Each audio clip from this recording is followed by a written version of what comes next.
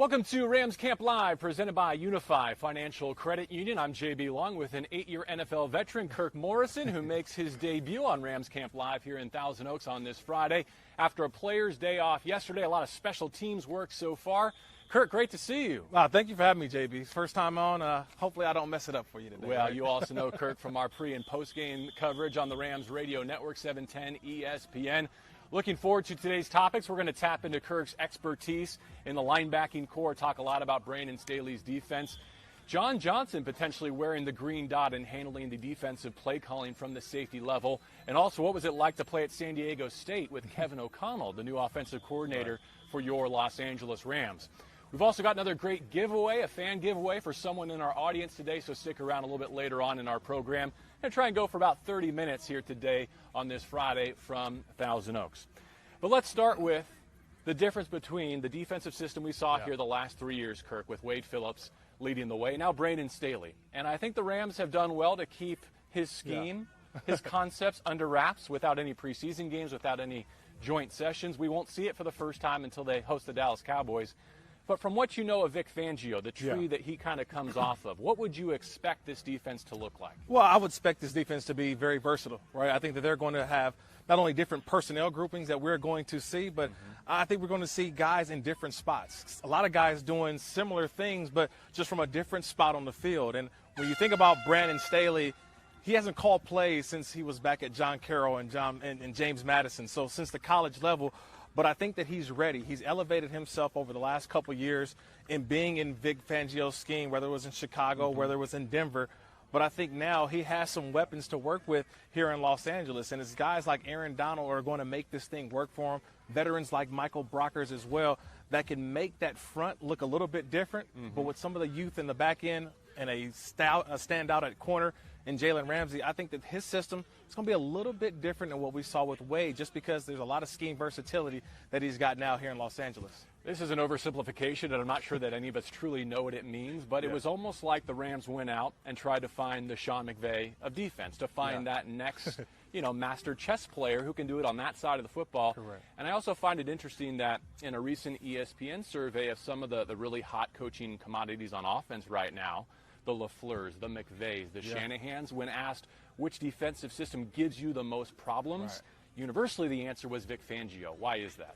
Well, because when you break a huddle, right, and you're an offensive coordinator, a lot of times you kind of know what the defense is going to present you, the different looks. Well, when you're talking about a Vic Fangio scheme, and maybe this is what Brandon Staley will present, it's a lot different for those Shanahans, LaFleur, and McVays, because now when you break the huddle, you don't know what you're going to get defensively. Like Jared Goff at times may see a safety who's down on the middle of the field, and next thing you know, at the snap of the ball, that safety's playing a third or playing a deep half. It's just those complexities within this defense that I think Brandon Staley is going to bring, and it just kind of throws an offensive game plan off because you just don't know by each snap what you're going to get defensively. I think within the position groups on defense, there's plenty of reason to be optimistic. The defensive line looks stout, especially if and when A'Shawn Robinson can join that rotation. Really strong on the perimeter and the back end of the secondary. A lot of positive returns. But in the middle, off-ball linebacker, not a lot of starts, not a lot of tackles to speak of. Where do you look in terms of getting Micah Kiser and Traven Howard to where they need to be to execute this defense effectively? Yeah, Kiser, Howard, I think you throw in Reeder. You're going to throw in a bunch of guys. And I think you may see different packages that suits each person's skill set. You may see a Kiser package. You may see a Howard package. You may see a Reeder package. How many times do we see two linebackers on the field who are inside, true inside linebackers? I think you may see a lot more safety looks now as well to go with one linebacker. So I think when Joe Barry, the linebackers coach, when you think about what he was able to do with Corey Littleton, bring him along, and you see where Corey Littleton is now, one of the best linebackers I think in the league, a free agent pickup by the Raiders. But Joe Barry was able to tutor him, mentor him, and I think he's doing that with this young group. They're going to find who's the best suited to play the position. But I don't know if it's going to be an every down situation. That's why I really think it's going to be by platoon who goes out there. Well, if it's not an every down situation, then the question is who calls that defense? Who wears the green dot on his helmet to make sure the plays get in from Brandon Staley and communicated and everyone lined up accordingly? Now, since you mentioned Corey Littleton, the evolution of his career with the Rams was interesting. where he went from a special teams ace Yes. to then the starting middle linebacker, and he did have that responsibility in 2018. Yes. Last year they bring in Eric Weddle, and Weddle's like, look, I'm the quarterback of the defense. Right. He took that off of Littleton's plate.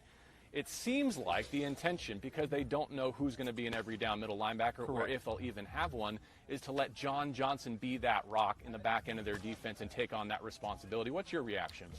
Well, I kind of go back to my own career for this one, JB, and when they allowed defensive players to wear the green dot in the helmet, I was one of those guys.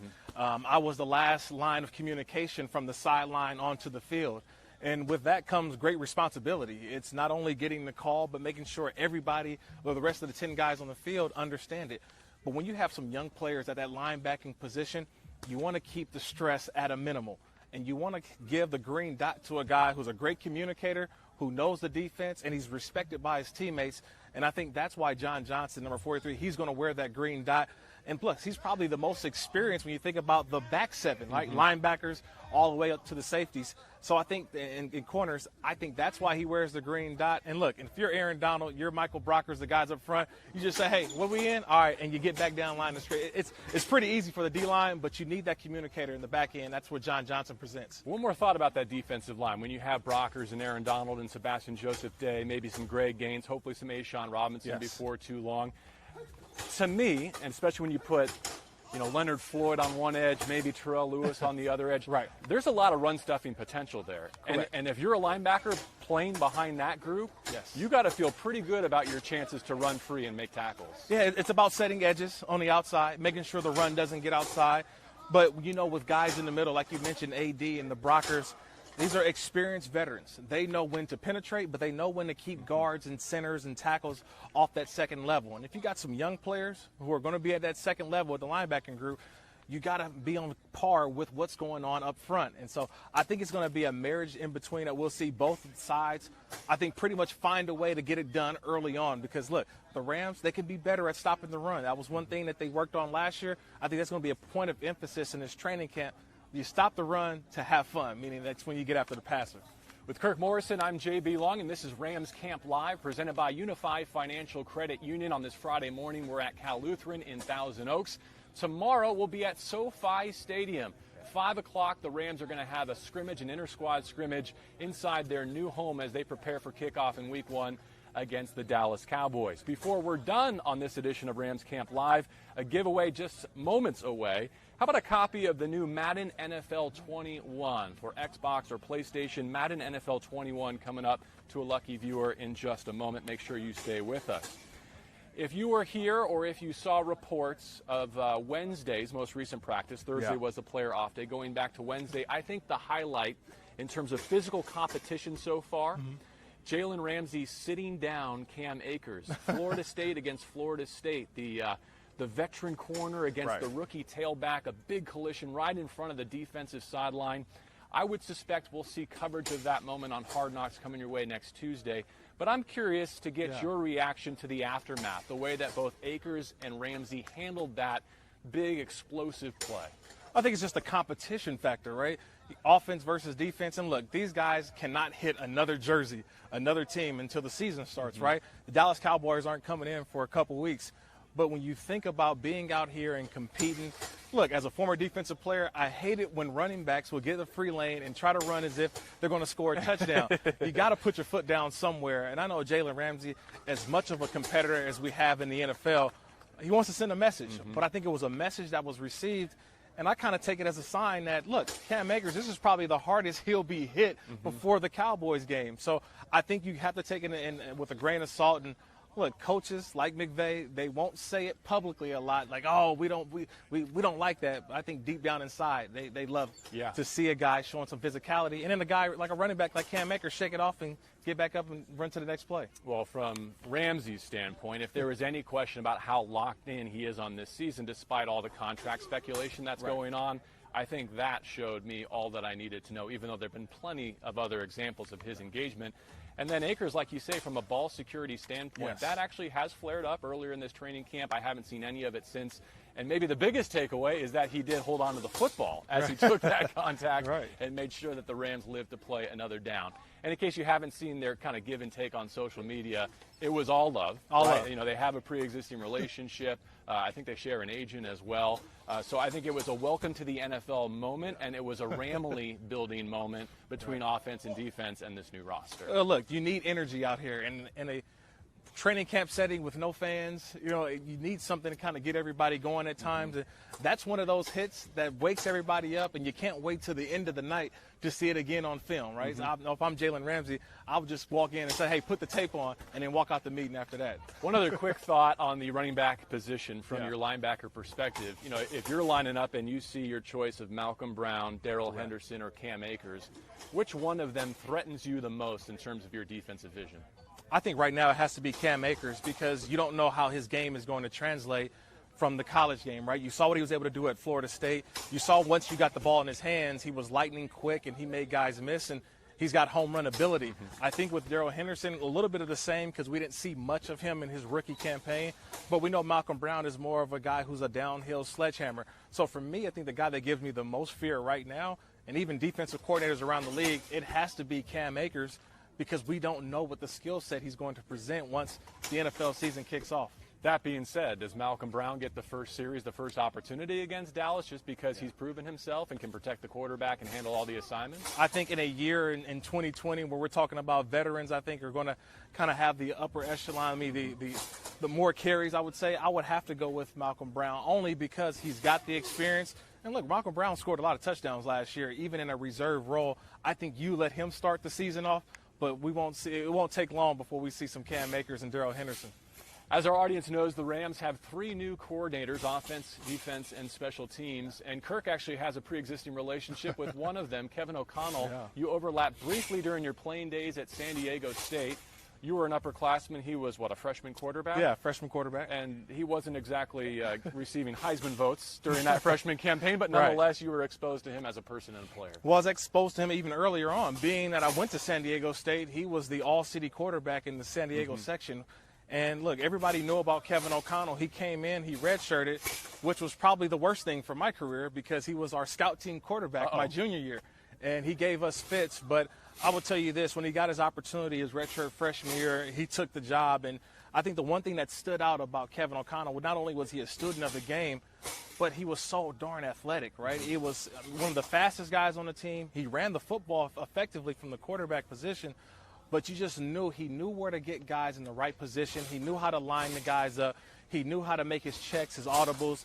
And there's a kind of a confidence that when you see him, when you meet him, when you walk up to him, like that's the quarterback. He is the prototypical looking quarterback. I wish that his career in the NFL would have lasted a little bit longer, but I think his passion is coaching, and I knew that from an early part when he was at San Diego State. You know, if there's a through line to Jared Goff's career, is that there's a different voice in his head at the quarterback coaching role every year.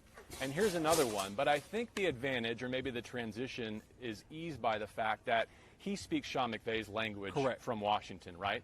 So do you think that has been a smooth execution so far, and what can Kevin offer Jared as he goes into year 4 under Sean and 5 in the NFL? Well, I think Kevin can offer experience. And when I say experience, to say that I've shared the same quarterback room as Tom Brady, I've worked under Josh McDaniels, I've also worked under Chip Kelly, I've worked under, like, the experience of what that I think Kevin O'Connell presents. If I'm Jared Goff, I'm a sponge. I'm soaking all that information up, because if there's a situation that Jared has not seen, then maybe Kevin O'Connell has seen it and can give his perspective, not just as a coach, but I think also as a player. You know, it's interesting because behind Jared Goff, there isn't a single NFL snap. There isn't even a quarterback who's dressed for an NFL game. And look, having spoken to John Wolford and heard the coaches talk about Jared Goff's presumed backup, he's super cerebral. I think he's more than capable of helping Jared Goff with some of the things that, you know, a Sean Mannion or a Blake Bortles might have in years prior. But Kevin, I think, as much as anything, is going to assume a lot of that in the Monday through Saturday. Yeah, I think so. And I think it's everybody being on the same page. I've loved John Wolford since he was at Wake Forest. I did a game down there, and I just saw just how good of a quarterback and understanding of the system and the scheme, and what kind of accentuates who he is as a player, right? Not all offenses are going to be the same. They work differently for other players, but I think this is where Kevin O'Connell comes in.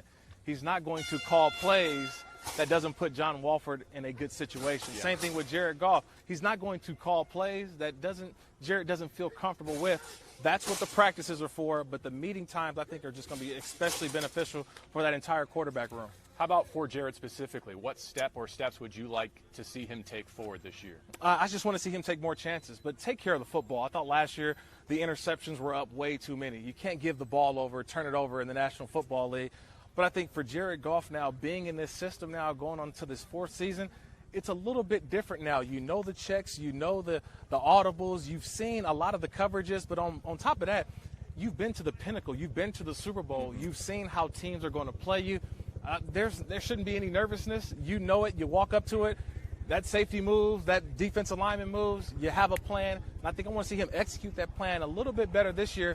I think having the running back by committee, what we've seen in the NFL, I think that works best for him this year instead of just having Todd Gurley, who probably wasn't 100% last year. I think the running game truly will help Jared Goff in year 5.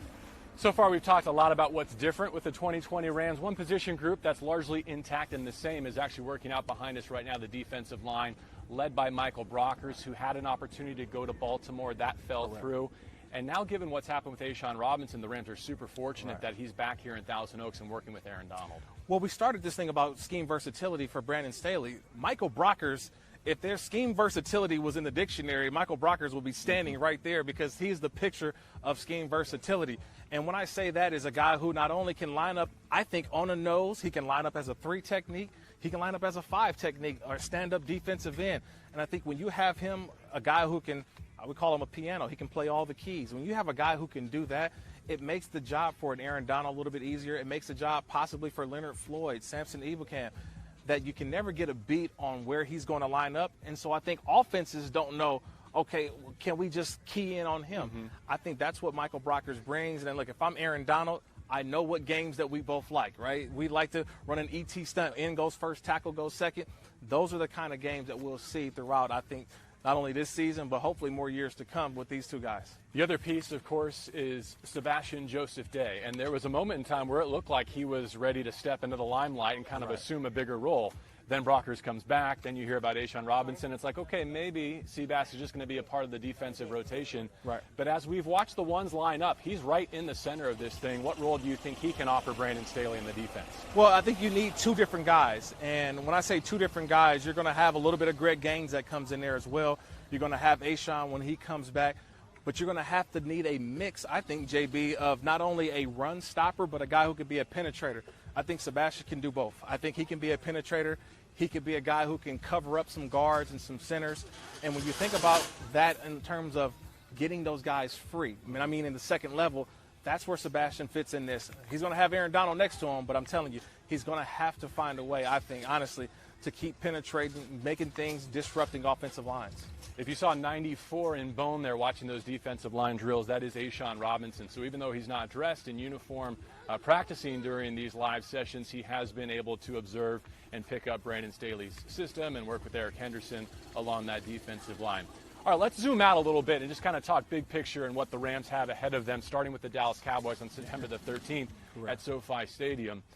It's a grueling schedule to start. And, in fact, you know, they've been rated as having one of the more difficult schedules in the entire National Football League. Right. Under these circumstances, how can the Rams be ready to roll and get off to a fast start? Well, I think you got to use kind of the experience that you've had. And we're talking about having the same play caller in Sean McVay that they've had over the previous 3 seasons. Now you go into year 4 for Sean McVay. I don't think that there's anything that this offense hasn't really seen yet. So you go out there with the nucleus of having the guys back in terms of a Cooper Kupp, a Robert Woods. We know about Jared. The offensive line will be a little bit different, but still, I think it's still the same primary group. Lean on your offense because that is going to be what kickstarts it for you this season. That's the advantage that they have over the Dallas Cowboys, that even though they have Kellen Moore, who's their offensive coordinator, but it's still a new philosophy under Mike McCarthy, their head coach. You use your strength. Your strength right now, if you're the Los Angeles Rams, is your offense and your quarterback. That should be what takes you into the season, and then we'll see if the defense comes along. How about from a pure conditioning standpoint? You and I, before we came on the air here for Rams Camp Live, we're talking about just how challenging it is to be ready for any new season, whether you have an off-season program, whether you have preseason games. None of those exist in this environment. An inter-squad scrimmage might be the best you get. Right. How big a factor will these, cramps and soft tissue injuries and just being in physical condition be to decide September outcomes? Yeah, I got to go back to my career on this one again, JB. I remember my rookie season. I didn't realize it until the season started, the kind of shape that you have to be in. I mean, I went through a whole offseason, 4 preseason games, but you forget that when the regular season starts in the beginning of September, temperatures around the country are usually in the 80s, 90s, some places even up to 100. And you're talking about 70 to 80 plays. And it's a lot on any football player, let alone a rookie or a young player. That being said, I expect a lot of teams to your depth will be tested. I look at teams are going to be rotating a lot. You're going to see guys have to come out. Your star players are going to have to come out for a series or two. I think that's where the Rams, when you're looking at this field right now, I don't see just the best 4. It has to be your best 8 because you're going to have to use, at least for the first month, to get everybody acclimated to the NFL season because it's going to be different, like you mentioned, without those scrimmages, without a ton of scrimmages and preseason games. As we approach the top of the hour, we're hoping to bring you some live one-on-one matchups as the Rams get set for the team portion of their practice here on a Friday morning in Thousand Oaks. Temperatures once again going to be in the 90s, but the Rams beating the heat by getting an early start. And then I guess SoFi isn't technically climate controlled, but they won't have to worry about that down on the west side in Inglewood tomorrow, 5 o'clock, as they try and get not only a feel for their new home, but also that prime time kickoff slot, which they'll experience against the Cowboys. We'll mention this again before we say goodbye, but while we have a moment, why don't we give away our copy of Madden NFL 21 for either Xbox or PlayStation. And today's winner is Jordan Karamazza. Jordan Karamazza, thank you for watching Rams Camp Live, presented by UNIFY Financial Credit Union. We'll reach out to you, get in contact, and send that copy of Madden NFL 21 your way. All right, taking a look at some of the matchups going on around the field, and that's Natrez Patrick, who's been getting some good work at outside linebacker. And Ja'Kai Polite, who's a popular player for fans to ask questions of. What's his role going to be? It's a pretty deep outside linebacker, edge rusher group. And I think that's one of the areas, Kirk, where Staley, who works with that position group specifically in his history with Vic Fangio, with the Bears and the Broncos, might have a numbers solution as much as a specific answer to the question. Well, don't be surprised if you hear this personnel grouping, JB, 2-4-5. Okay. 2-4-5. Yeah, 2 defensive linemen, 4 linebackers, 5 defensive backs. This is something that Vic Fangio, he had while he was not only in San Francisco, he used it a lot even in Chicago. Where you think about it, you have an Aaron Donald, you have a Michael Brockers. Those can be your 2 interior defensive linemen. And then you can implement 4 linebackers out there on the field, whether it's Terrell Lewis, whether it's Leonard Floyd. You can throw Samson Ebukam out there, Obaniah, Okoronkwo. You can throw that many guys out there. And then you have an extra safety who can come down and be like a middle linebacker, whether it's Taylor Rapp, whether it's Burgess, whether it's Fuller. And so you're going to see with the linebacking guys that he loves on the outside, guys who can get after the passer, but if the run shows itself, can go and stop the run. So that's what I think when you think about all these outside linebackers, you can use them multiple guys. 2 of them right there, 52 in bone, and you also saw 54. So Terrell Lewis, the rookie out of Alabama, who was slow to get in the mix in these padded practices because he was coming off of the COVID-19 list, and then also 54. I mean, yes, both roster listed as 6'5", but these 2 are towering over their position group and of the rest of the roster. I mean, 6'5", I don't think does Leonard Floyd and his length and his wingspan justice. Likewise for Lewis, who I guess measured a wingspan exactly the same as LeBron James, who is obviously front and center of the sporting world at the moment. Yeah, but I think when you think about Terrell Lewis, he's going to find his way onto the field early on. And for Leonard Floyd, I think just being here in Los Angeles, it gives him just a breath of fresh air. A lot of expectations were put on him being a first-round pick in Chicago. Now he comes to the Rams, and I think he just comes in and just wants to be accepted. He wants to go out and play football without the criticism, and I think he can come here.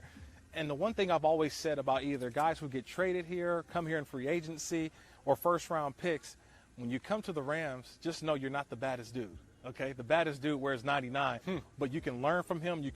Your work ethic has to match his, and I think that's what elevates Leonard Floyd, because we saw it with Dante Fowler. We've seen it with Clay Matthews last year. I'm just going off the guys that have come in, played with Aaron Donald. It seems like their play elevates and it raises to a different level. I think we'll see that with Floyd. I love the point you make, and one of my favorite moments of Hard Knocks on Tuesday night was seeing just how much Michael Brockers and Aaron Donald and Andrew Whitworth are teachers. Yes. Are teachers, and Jalen Ramsey too, I would put in that category. I mean, these are superstars in a lot of cases with a wealth of experience, but in the smallest minutia, they are teaching undrafted rookies who may not even make the practice squad the proper technique. I just really dug that. Yeah, and I think also too, when you have those types of players who want to teach the younger players, always remember this, JB, the less mistakes you make, the shorter the film time at night too. So, trust me, training camp, you're trying to get out of those meetings as soon as possible. But look, it just goes to show you some of the selfless guys that you have on this ball club. I think McVay preaches that, doing it the right way, getting the jobs done. And when your best players teach the younger or the players who are just learning, it only makes for a better. You're only as good as your weakest link. They're making sure that weakest link is probably up to speed. As Jared Goff leads the ones over to the practice field nearest us, I do think we'll get some one-on-one matchups here. But on a lighter note, Kirk, this is your first chance to see the Rams' new helmets in person. What do you think of the lids? I've said it. I can't figure out what the name of that particular finish is. I call it sort of a candy sparkle, but I love it. It really pops, especially the way the sun is hitting it today. It looks, to me, it looks not necessarily what we've been accustomed to here in Los Angeles. So definitely futuristic, but definitely something that I really, really think that fans are going to enjoy when the season starts. Okay, so John Wolford and Jared Goff, the top two quarterbacks down at the far end of the field here at CLU, and Cooper Kupp, ooh, with some nasty shake at the top of his route. I think that was Troy Hill, whose face he just crossed for a touchdown grab. And bear with us here. We'll do the best we can, Kirk and I. We cannot see what our audience is seeing, but as we observe it live, Robert Woods from Jared Goff, and he was working against Jalen Ramsey, 20 and bone. Well, you got to understand where they're at on the field right now, JB, is red zone. So we're talking about red zone routes. And now coming from the defensive perspective, what kind of route am I going to get? Well, you're going to get a lot of jerk routes, double moves, a lot of shifting. And guys aren't just going to commit to the route that they're actually running. They're going to, it's almost like a basketball play where they're trying to shake you a little bit, cross you up. They want to get your feet still. So as a defender, when I'm down here in the red zone, it's all about keeping the feet moving and just reacting. And a lot of times, you just got to break it up at the end. Great leverage there by David Long Jr. working against Simba Webster. Webster and Wolford on Wednesday hooked up for a couple of red zone touchdowns, one of which in particular drew a high five from Sean McVay. Now a fade ball perfectly dropped on that back pylon by Jared Goff. It was Tristan Jackson, a rookie receiver out of Syracuse, with the grab.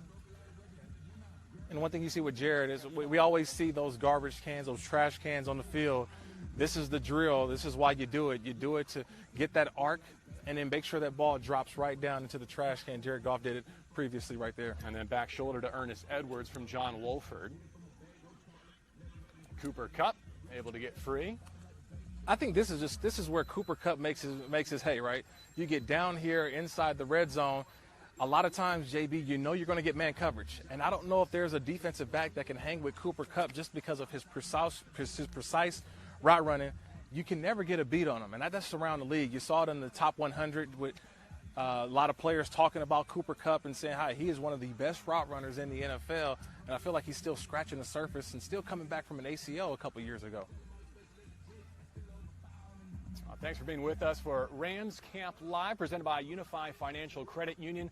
Wrapping up our half hour of coverage with some one-on-one receiver against defensive back drills. Cooper Kupp brings it in over the shoulder from Jared Goff. I believe that was 22 Troy Hill in coverage. And now Robert Woods on a pass broken up by Jalen Ramsey. It's good on good right there.